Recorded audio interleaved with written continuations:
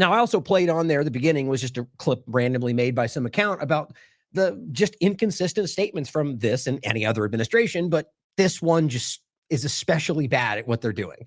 And that one was, we talked about it, the Fulton County point about and remember the importance of that if for that specific story, which is not necessarily relevant to the conversation today, other than what I showed you just about their dishonesty or I guess lying or even not knowing what the narrative is. But that story was Tulsi Gabbard in Fulton County being sent, I guess, arguably because of the claim was, or rather the concerns were a local domestic kind of partisan vote count discussion, which she shouldn't be involved in. If it was about which would be the only legal justification for her to do what she did, if it was involving some kind of foreign influence in this conversation, well, then she would have been required to inform the intelligence community, of which they said that didn't happen.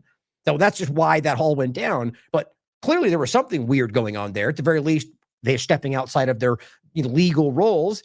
And as you look, Pam Bondi told her to do it. Oh, no, Trump told me to go. I don't even know why she's there. This was like day after day after day where they just say, and even Trump day after day will give you a different explanation, say something completely different. And this isn't an evolving narrative. This is just dishonesty. It's no different than past administrations, as I said, but it's very, very people see it, let's put it that way, more than usual. I think that's because of the change happening in this country, but it is just worse. And I want you to think about that as we go through the parts we start today with Tulsi Gabbard and her congressional testimony and around this exact conversation.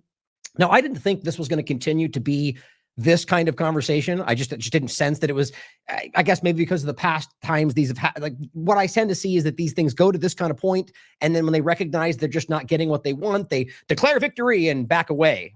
Even though they didn't, that was the 12-day war, guys. They did not win in that exchange, if you understand what actually happened. But they yelled that they did, and they weakened, and we obliterated them. And now those lies are being exposed today. But my point, though, is that I kind of felt this would go somewhat like it had in the past. But right now, it seems like this is, at least the point of explaining why it's important to continue to rehash and day to day go over the discussions of whether this was imminent and what Tulsi Gabbard is saying from the DNI position and how that contradicts Trump or her refusal to answer certain questions, as we discussed in the last show. There's more of them we'll discuss today. It just has to show you where we really are, that this is a very dangerous position for them. And why would they put themselves in this position when nobody in this country wants that? You already know the answer. It's literally mainstream conversation today, which is kind of crazy to me. I'm glad it's there, but I'm also very suspicious of why. I mean, I'll tell you my thoughts. I think it's kind of clear, but I'm suspicious of why some of the people are choosing to put it forward, seeing as how their entire careers have been built on claiming the opposite for some of them. But really take a step back right now. And this is, you can claim I'm, saying I was the first, whatever. That's not what I'm doing, but it's demonstrating our value. That's for sure, of how consistently we were right on this point, but many before.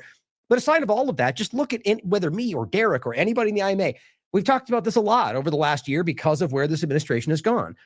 But right now, more than ever, and I'll probably say this in a week from now as it gets even more clear, I'm sure you guys have seen it. You get this weird pushback from some of them, but pretty much the vast majority of the independent media, even the mainstream, is in some way or another grappling with the point of whether Israel's controlling our government. How long have we been talking about this? I'm not saying it without evidence, but going through the actual proof, rather the evidence that I think has led to proof. And it's very clear. I mean, 6 months ago, most of the people right now acting like Trump has suddenly changed, which, by the way, he has not. He's gotten more obvious, but he's the same person that we warned you about in 2025, and most of them called us Blackfield for pointing it out. Now, again, if they're genuinely starting to see it, that's great. I have no problem with that. I do think it's important to highlight that that's the evolution of their understanding and how in the world they missed it when it was just as obvious back then.